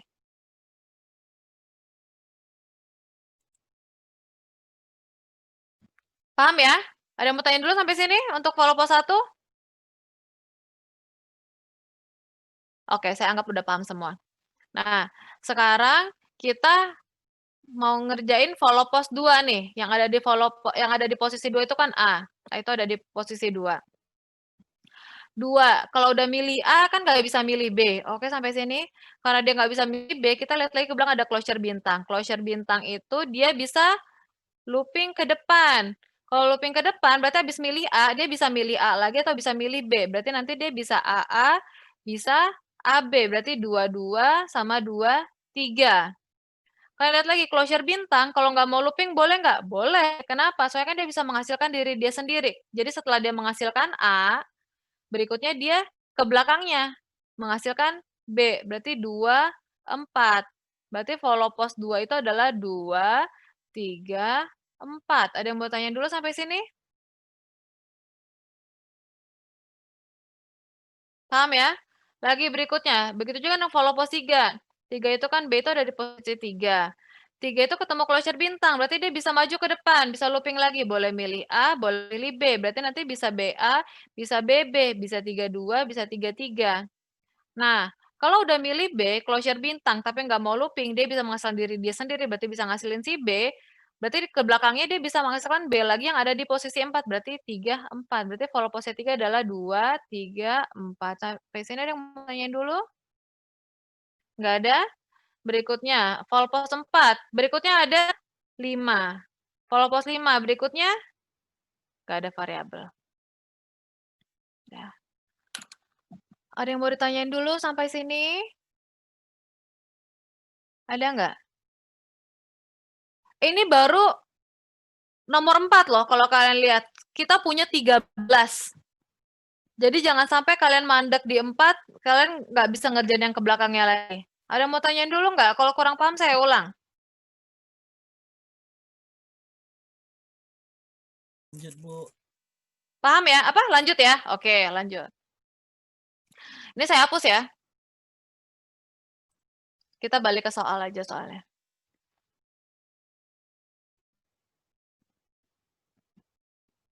Aduh, lapar eh.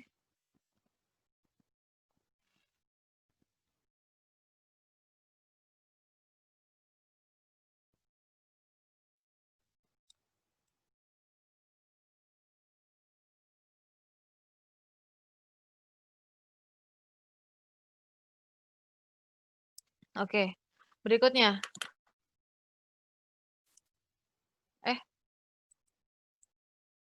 Yang kelima. Yang kelima itu adalah buatlah tree. Saya yakin kalian di sini semuanya bisa bikin tree ya. Jadi ketika bikin tree itu, saya kasih gambaran deh. Gimana ya gambarinnya ya? Di sini aja. Nih, kan kita punya 3 komponen ya, ada variabel, ada simbol, sama ada closure. Nah, kalau dia berupa variabel, misalnya di sini ada A, ada, gimana ngomongnya ya?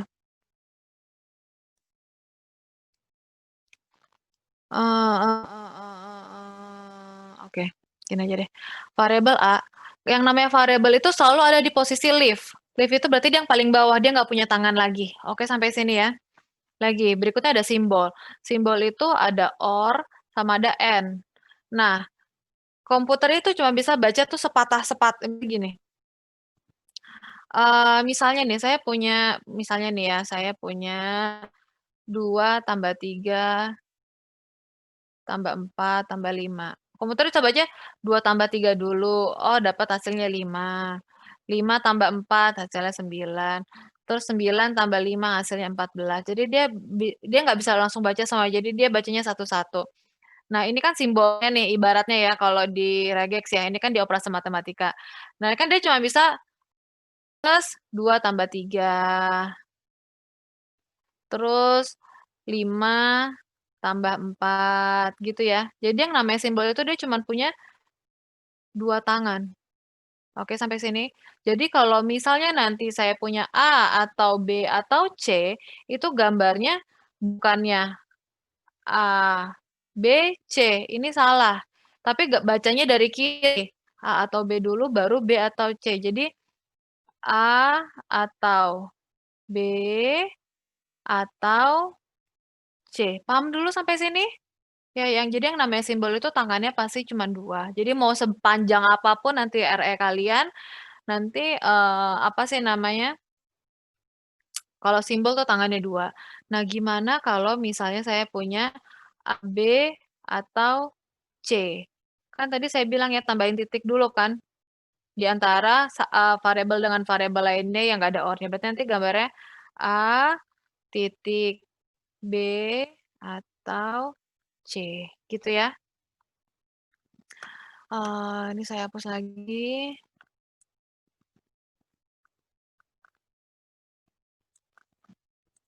Lah, kok follow post saya hilang ya? Waduh.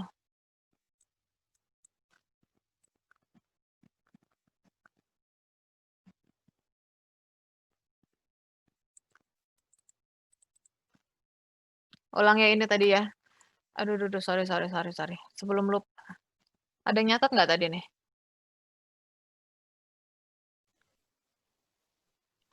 Follow post 1 itu berarti 1, 2, 3. Follow post 2, 1, 2, 3. Follow post 3 itu 4, follow post 4 nggak ada. Bener ya? Oke. Nah, sekarang bikin tree-nya. Nah, terus closure. Kalau closure itu tangannya pasti 1. Kenapa? Soalnya kalau misalnya nih saya punya A atau B closure bintang. Kan kita gambarnya A atau B. Nah, closure bintangnya ini kan punya si A atau B ya, berarti closure bintang. Lagi misalnya saya punya A closure plus B. Kan kasih titik di sini ya. Berarti A closure plus hasilnya baru B. Jadi kalau closure itu dia tangannya pasti cuma ada 1. Nah, sekarang kita gambar nih si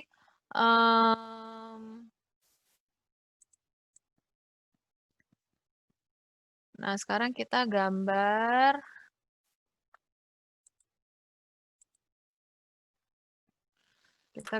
si tree-nya. Terus kita punya aduh, jatuh ya. Mulai deh nih. Ando.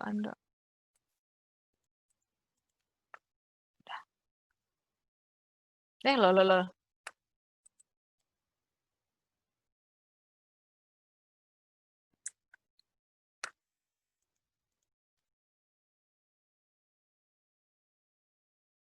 Masya Allah.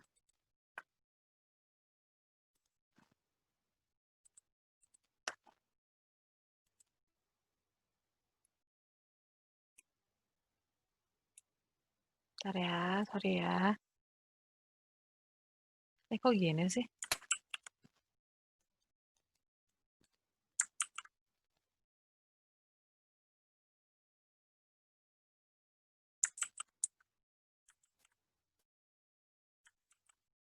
Ini saya ada yang pernah pakai Wacom nggak sih? Kok saya tiba-tiba ini sendiri ya?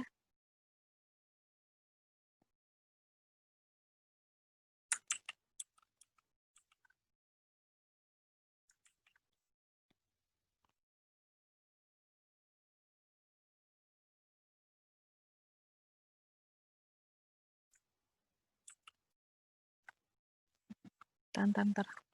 Aduh, susahnya.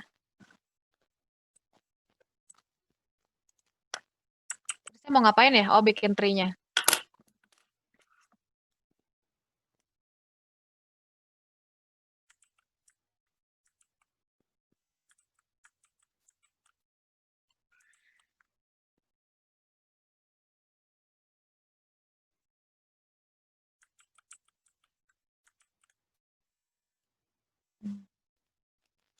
Pakein aja lah.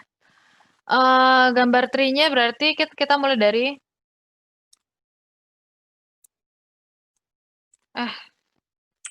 nggak jago nih.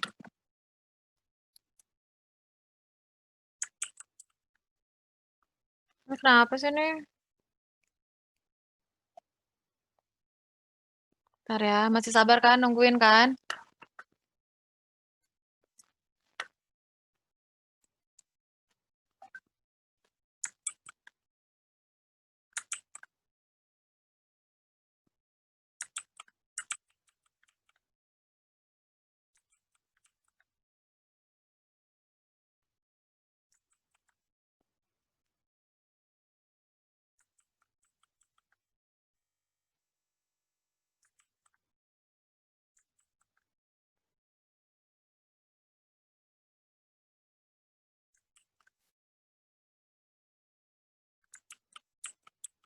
Bentar.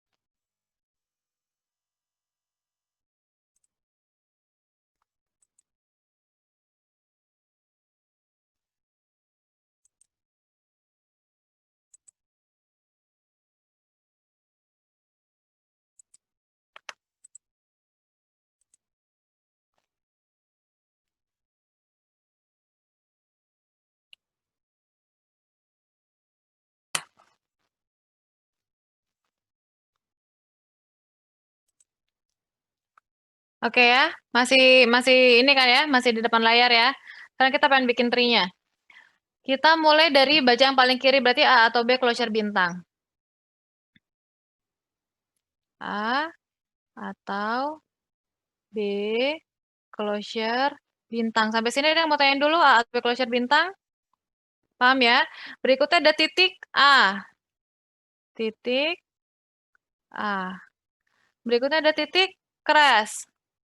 Titik crash. Oke, sampai sini. Jadi kita bacanya dari kiri ke kanan. Nah, nah ini yang agak sulit lagi. Nomor 6. Nomor 6. 6 itu adalah tentukan nilai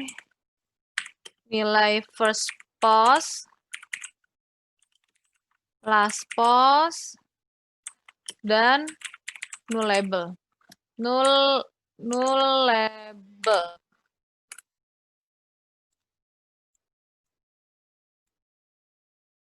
Ya. Taruh. Dalam kurung nggak masuk trik, kan tadi saya udah bilang ya, jadi si dalam kurung itu dia nggak ada meaning apa-apa, cuman kayak buat kasih tahu, oh dia ini satu kesatuan, gitu ya. Berikutnya, tadi mana ya? Nah, kalau misalnya di tree, yang bulatan ini namanya node, ya. Jadi kalau ini saya bilang, taruh, kok jadi oh ya di sini. Iya dah, ya. Jadi ini namanya node. Yang bulatan ini namanya node. Node ini isinya bisa apa aja? Bisa variabel, ya kan? Bisa variabel, dia bisa simbol, dia juga bisa closure.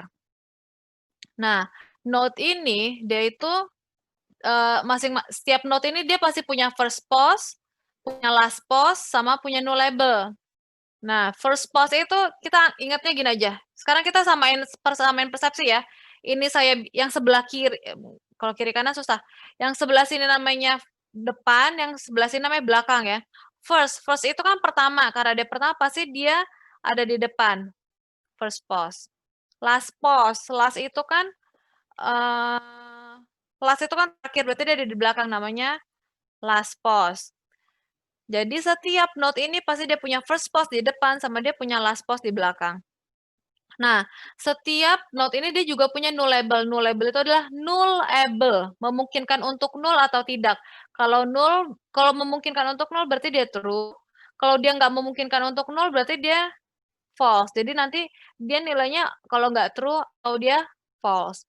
Nah, nanti kalian tentu ini di setiap node ini first post-nya apa, last post-nya apa, nullable-nya apa. Oke, sampai sini? Nah, berikutnya. Sekarang kita kerjain dari paling kiri dulu. Berarti dari variabel A. Nah, jika dia berada di posisi leaf atau yang paling bawah atau dia udah nggak punya tangan lagi, itu oh sorry. Ini sebelum buat tree harusnya ini nomor 7, sorry. Ini nomor 6 itu kasih nomor pada leaf.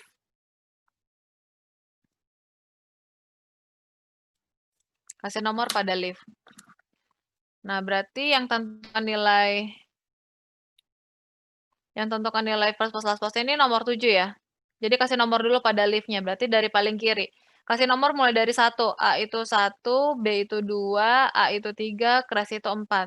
Kalau kalian lihat nomor ini harusnya sama kayak yang ada di RE-nya. A itu 1, B itu 2, A itu 3, crash itu dari 4. Harus sama, kalau kalau nomornya beda berarti salah. Nah, baru kita masuk ke yang nomor 7, tentukan nilai first post, last post, dan nullable. Kalau kalian lihat, kita mulai dari variabel A, jika dia ada di posisi leaf atau di posisi yang paling bawah yang nggak punya tangan lagi, itu nilai first post sama last post-nya itu sama seperti nomor yang ada di leaf-nya ini. Kalau lihat nih, kan variabel A itu ada di posisi 1. Berarti first post-nya 1, last post-nya 1. Oke, sampai sini? Variabel B, dia kan ada di posisi 2. Berarti first post-nya 2, last post-nya 2. 3 juga kayak gitu, first post-nya 3, last post-nya 3. Ini juga first post-nya 4, last post-nya 4. Paham sampai sini? Masih gampang ya? Lagi, berikutnya. Gimana dengan nilai nullable-nya? True atau false? Nih, kalian lihat nih, di note ini ada isinya nggak? Ada kan? Variabel A, berarti dia ada isinya, berarti dia nggak mungkin nol, berarti nilainya adalah false. Ya, jadi kalau dia ada di posisi leaf, otomatis dia ada di nilai nullable-nya itu pasti false. Kecuali misalnya nih, saya punya tree A atau empty B misalnya ya. Ini kan A atau empty atau titik B. A itu kan ada di posisi 1. A itu ada di posisi 1. Nah, kalau dia ada empty itu nggak usah dinomorin. Sama juga kayak di RE. Di RE kalau ada empty-nya nggak usah dinomorin. B itu adalah 2. Nah, ini kan 1, 1. Ini berarti dia nggak punya first post, nggak punya last post. Ini 2, 2. Nah, ini kan ada isinya. Isinya siapa? Isinya si A kan, berarti dia true. Ini isinya siapa? Isinya empty, null. Berarti memungkinkan untuk null kan, sorry, ini false. Memungkinkan untuk null kan, berarti dia nilainya adalah true. Kan ini ada isinya siapa? Isinya si B, berarti dia false. Ada yang mau tanya dulu sampai sini? Saya ulang. Jika di dalam suatu node itu ada isinya, berarti dia nilainya pasti true. Kalau nilainya empty, baru dia isinya adalah sorry. Nullable itu kan memungkinkan nilainya nol. Kalau dia ada isinya, berarti nullable-nya adalah false. Tapi kalau misalnya isinya adalah empty, nullable-nya adalah true. Oke, sampai sini?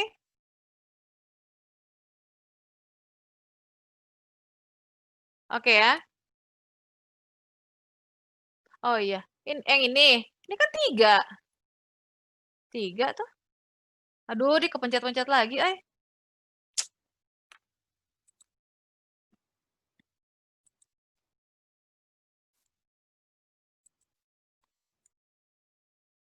Aduh, Masya Allah, ya Rabbil Alamin. Ini kenapa sih ini dengan pennya ini?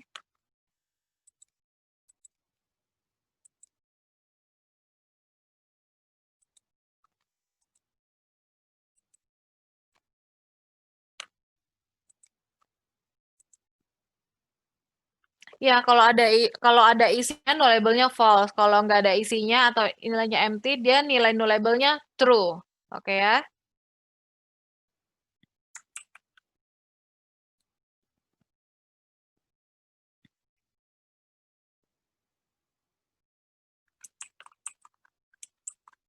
Ini bukan ini 3 ah. Siapa yang bilang 4? 3. Tadi nonton first post last postnya gimana? Nah, sekarang saya masih di live ya. Kalau dia ada di posisi live, nonton first post sama last postnya itu sama kayak nomor yang ada di ininya, yang ada di angka yang ada di live-nya. Ini kan live-nya ada di nomor 1, ada di posisi 1, berarti first post sama last postnya 1. Kalau ada di posisi 2, first post last postnya 2. Di posisi 3, first post last postnya 3. Kalau di posisi 4, first post sama last postnya 4. Oke, sampai sini ya.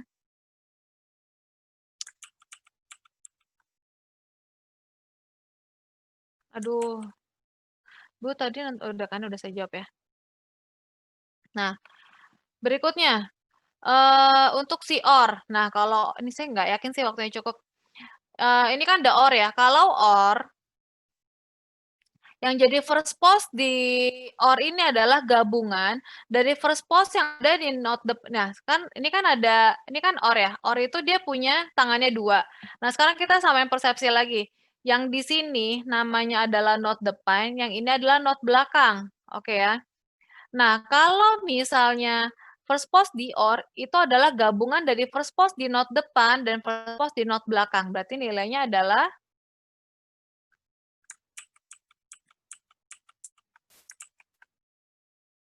ini kenapa sih nih? Waktu kita habis di sini nih.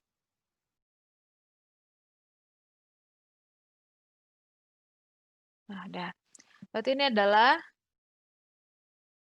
ini 1, ini 2. Ada yang mau tanya sampai sini? Saya ulang, untuk OR, yang jadi first post di OR itu adalah gabungan dari first post di node depan dan first post nilai belakang. Berarti 1 sama 2. Begitu juga dengan last pause-nya. Last pause itu adalah gabungan dari last pause di not depan dan last pause not belakang, berarti 1 sama 2. Oke, sampai sini? Nah, berikutnya, gimana dengan nullable-nya? Nah, nullable-nya kita pakai boolean. Pakai boolean ya, entar dulu. Ini saya update yang ini ya.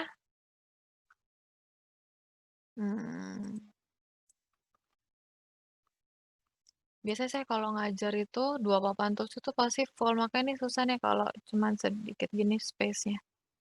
Saya mau pakai papan tulis takut kalian nggak kelihatan. Nah, nih ya, pakai boolean ya. Jadi ada or, sorry. Ini kan,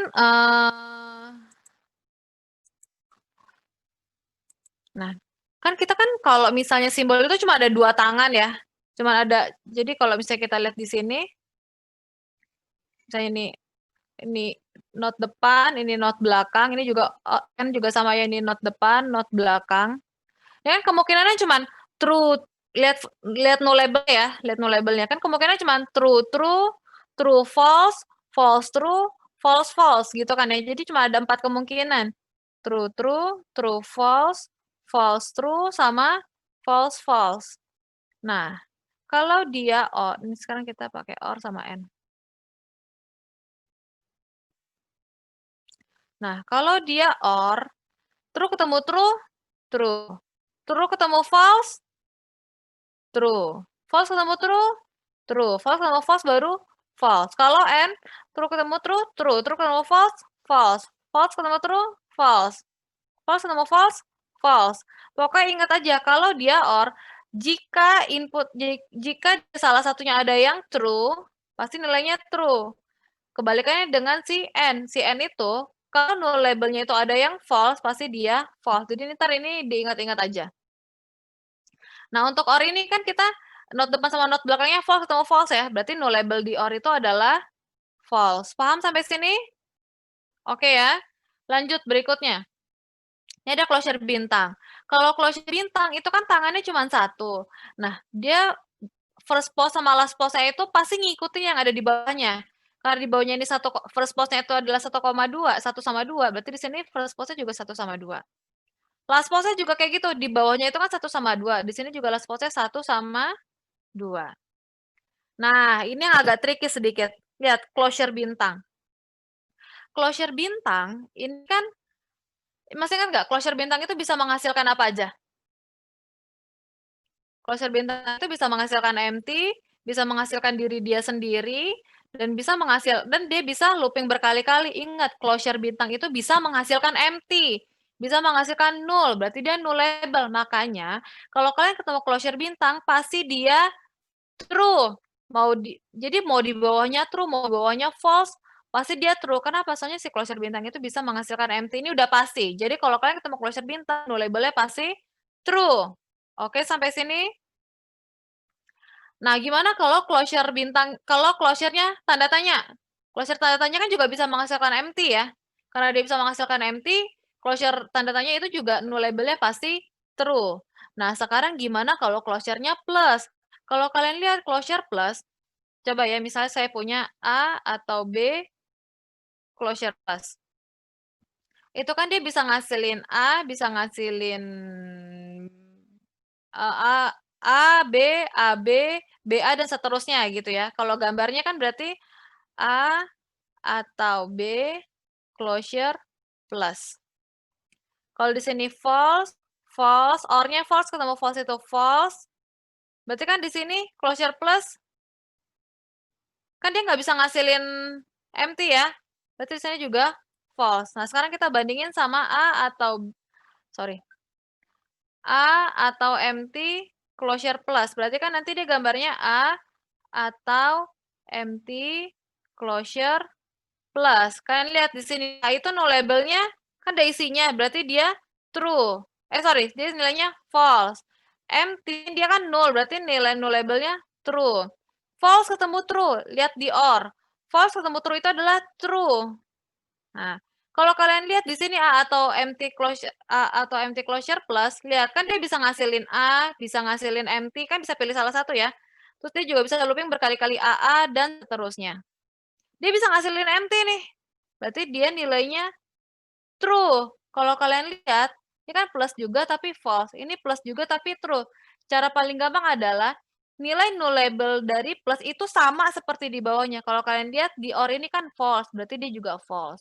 Kalau dia true, berarti dia juga true. Jadi, jika closure-nya bintang atau empty, nilai nullable-nya adalah true. Tapi kalau nullable-nya ada kalau closure-nya adalah plus, kalian lihat dulu di bawahnya nilai true atau false. Kalau true berarti true, kalau false berarti false. Oke, sampai sini?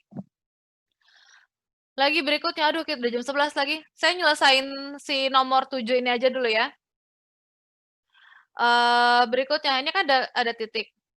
Kalau titik itu, nah ini agak tricky ya. Ini perhatiin baik-baik ya. Kalau mau nyari first post untuk N, untuk titik, kalian lihat di node depan. Nilainya true atau false. Kalau nilainya true, berarti yang jadi first post di titik ini adalah gabungan dari first post node depan dan first post node belakang. Saya ulang. Kalau untuk mencari first post, itu lihat node depan, nilainya true atau false. Kalau nilainya true, berarti yang jadi first post di node ini, di titik ini adalah first post node depan dan first post node belakang, berarti 1, 2, 3. Oke. Nah, tapi jika di sini nilainya false, berarti yang jadi first post di titik itu hanyalah first post di node depan aja.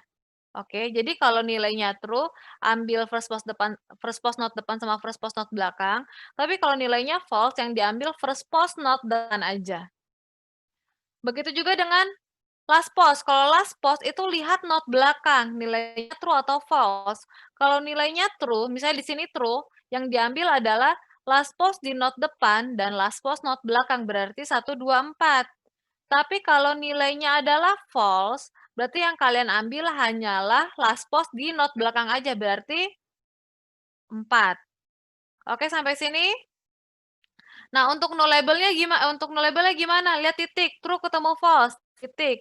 True ketemu false, nilainya adalah false. Oke ya. Berikutnya lagi, node terakhir ini titik lagi. Mau cari first post, lihat node depan.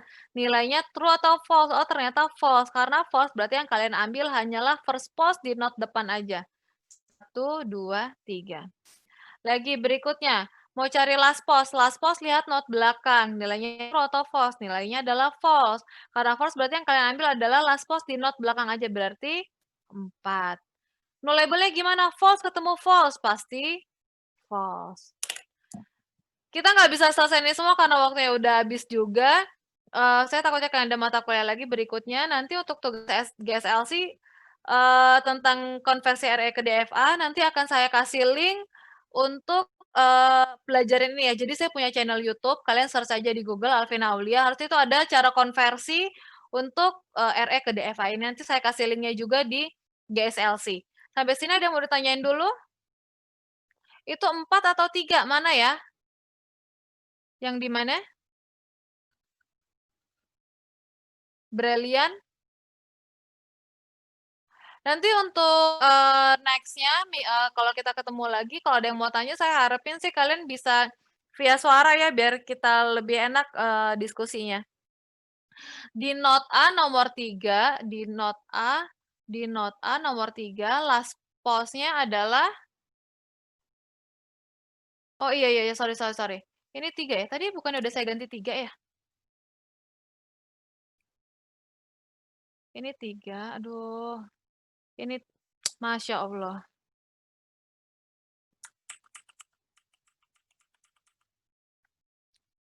Lah, ini 3 ya? Berarti atasnya ini 3 juga. 3 ya? Bu, di recordnya di-share nggak? Ya, nanti saya minta dulu LS-nya, nanti kalau udah ada hasil recordnya saya taruh di GSLC ya. Itu A dan B paling bawah F karena ganti label ya, Bu. Iya, karena yang A sama B itu kan udah ada isinya. Isinya si A sama si B. Berarti kan dia nggak nol kan? Udah ada isinya variabel itu. Makanya nilainya adalah false. Ada lagi yang mau ditanyain? Gini, saya lupa. Ini kan kita, via online ya, sebenarnya agak susah sih belajar online kayak gini. Jadi nanti kalian coba kerjain dulu, nanti saya akan kasih soal dan akan saya kasih contohnya, yang link YouTube yang akan saya kasih video YouTube yang saya bilang tadi. Nanti kalau ada yang mau ditanyain, kalian bisa email saya, aulia@binus.edu, atau saya kasih di chat ya, atau kalian bisa, line saya, line ya, inget ya, jangan WhatsApp, seandainya kalian dapat nomor WhatsApp saya. Line saya itu ID-nya Alvina Aulia. Oke, sampai sini? Ada yang mau ditanya lagi? Nanti karena waktu udah, lewat juga, nanti kita, tanya-tanyanya bisa lewat forum GSLC atau lewat line aja, atau lewat email, oke ya? Kalau nggak ada yang mau ditanyain lagi, saya, akhiri dulu ya sampai sini ya, atau ada yang mau nanya lagi? Ada yang mau tanya lagi nggak? Nggak ada, Bu. Nggak ada ya, oke ya. Kalau gitu saya, akhiri perkuliahannya sampai sini.